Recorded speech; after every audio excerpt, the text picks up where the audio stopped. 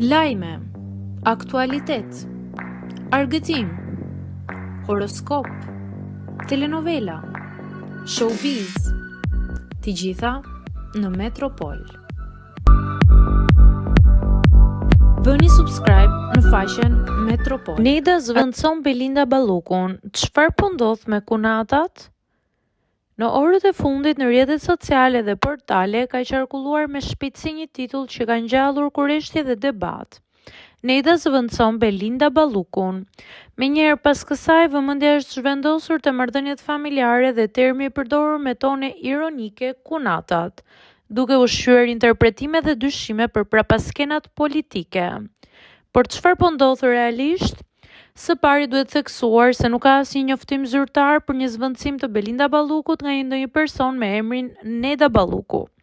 As institucionet, as burimet qeveritare nuk kanë konfirmuar ndryshime në post apo rikonfigurime të tilla.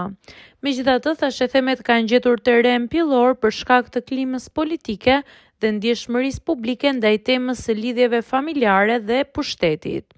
Përdorimi i fjalës kunatat ka ndezur debat për nepotizmin dhe ndikimin e marrëdhënieve personale që ekzistojnë në Shqipëri. Çdo lëvizje reale apo e amendësuar shihet nën lupën dhe shpesh interpretohet si pjesë e një loje më të madhe interesash.